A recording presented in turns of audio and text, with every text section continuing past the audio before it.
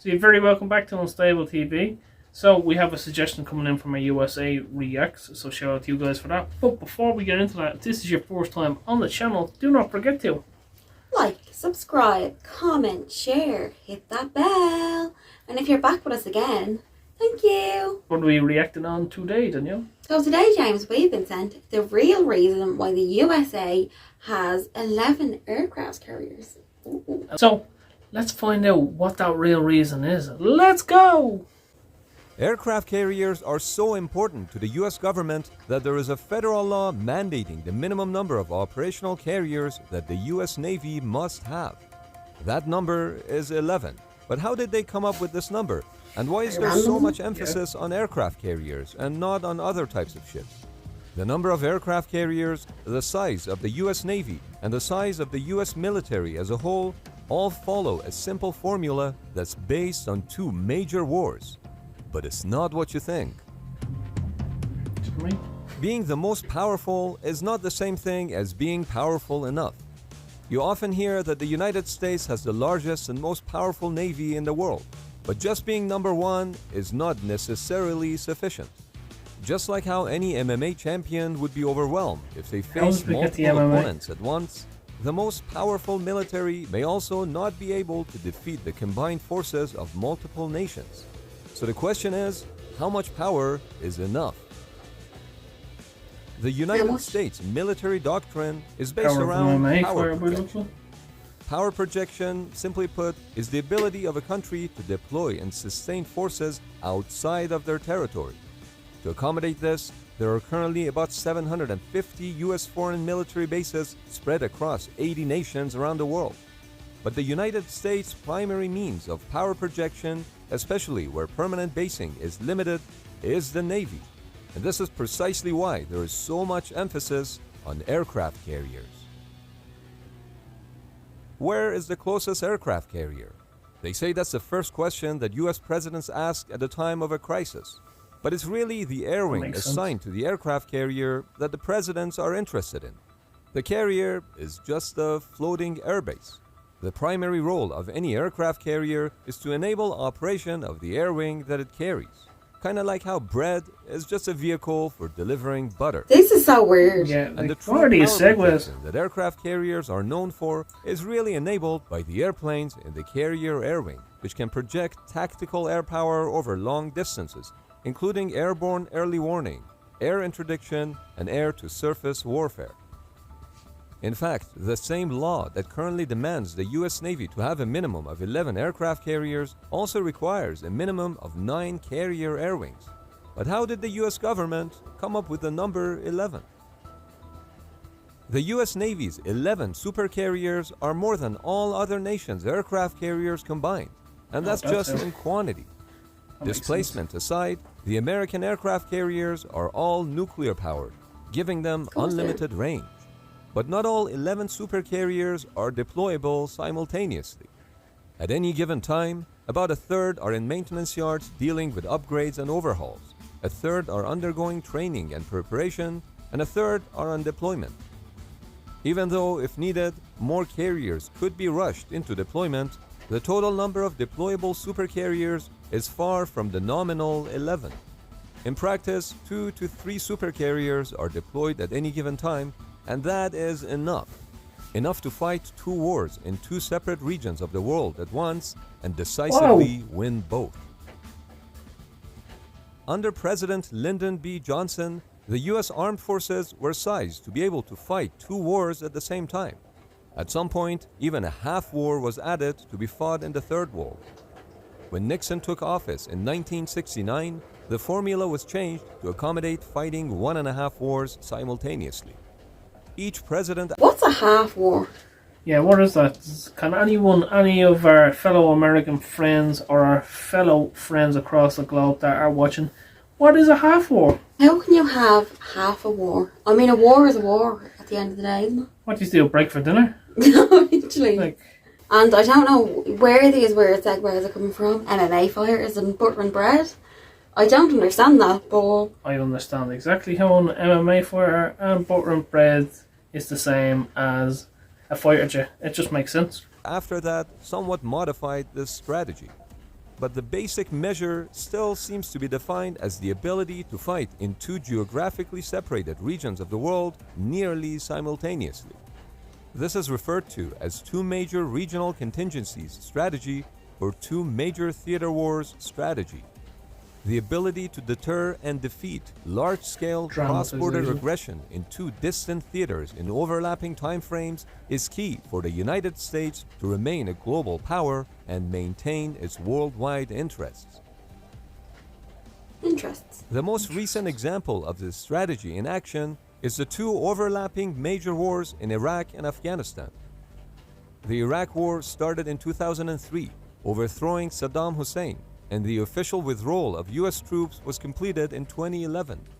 Although the mismanagement of the power vacuum following Saddam's demise gave prominence to ISIS in 2014, followed by the re-involvement of US troops. In parallel, the war in Afghanistan started in 2001 and went on for 20 years. In February of 2020, the US and Taliban signed an agreement in Qatar, where Taliban agreed to take unspecified action to prevent other groups, including Al-Qaeda, from using Afghan soil to threaten the US and its allies, in return for full withdrawal of all international forces from Afghanistan. By August 31, 2021, as the whole world was watching, the US and allied forces had hastily departed from Kabul, putting the Taliban back in control of the country. But this idea of fighting two wars at once goes back to the late 19th and early 20th century. The late 19th century was a time of territorial expansion for the United States. In 1898 alone, the United States annexed Hawaii, acquired Guam and Puerto Rico, and purchased the Philippines from Spain for $20 million. With some of those islands being in the Pacific and the rest in the Atlantic, Navy presence was required in both oceans. The completion of the Panama Canal in 1914 allowed the crossing of ships from one side to the other, which meant the US Navy could be present in both oceans without having twice as many ships.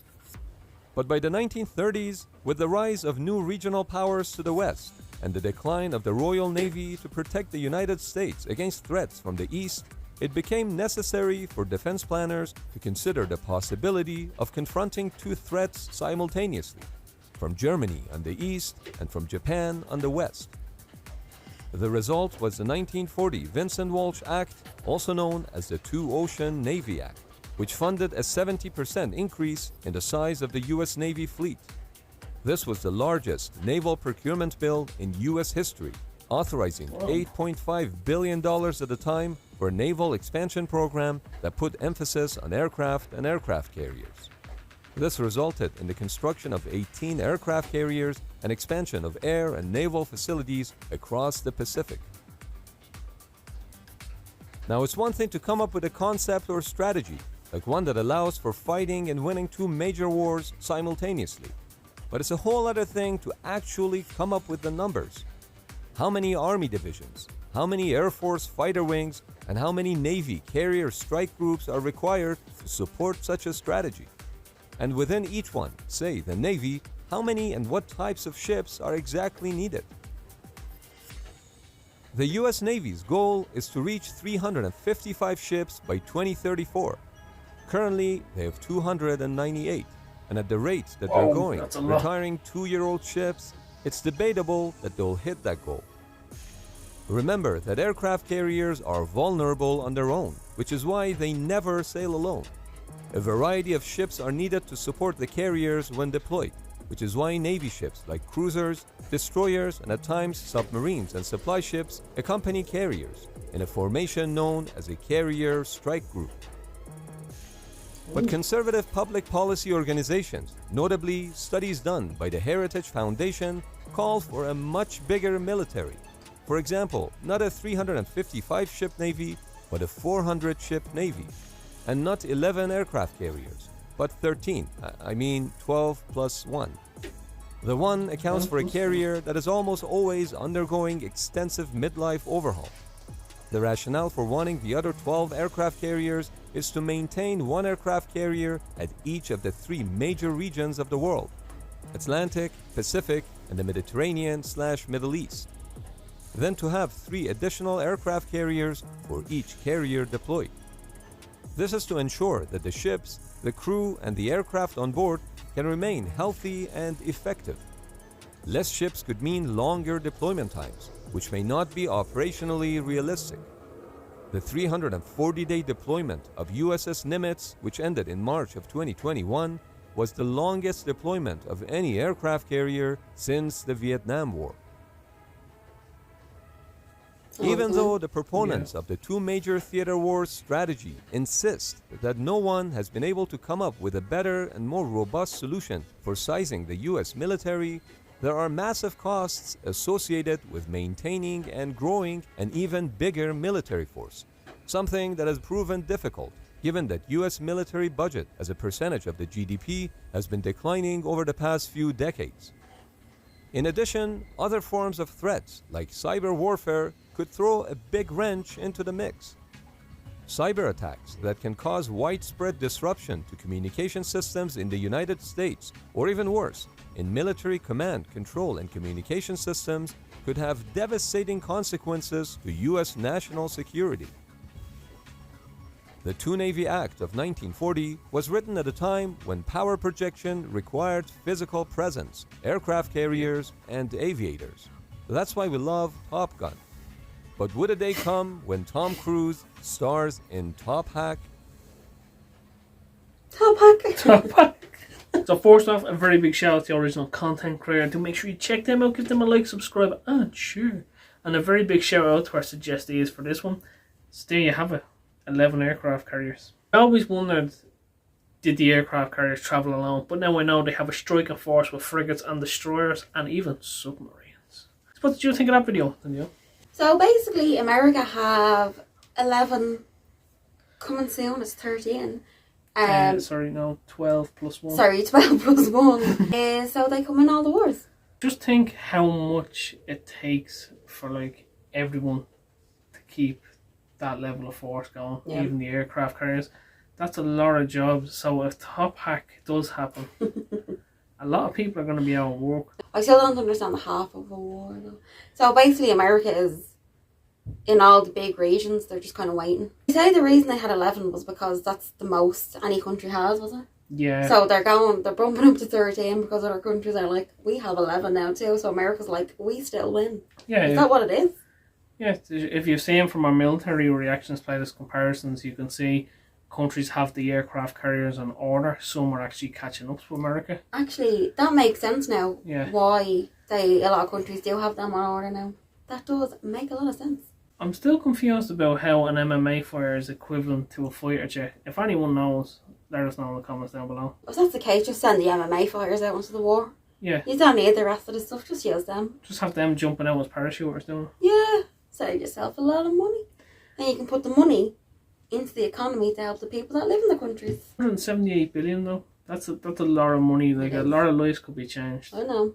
And it's all going into the military budget.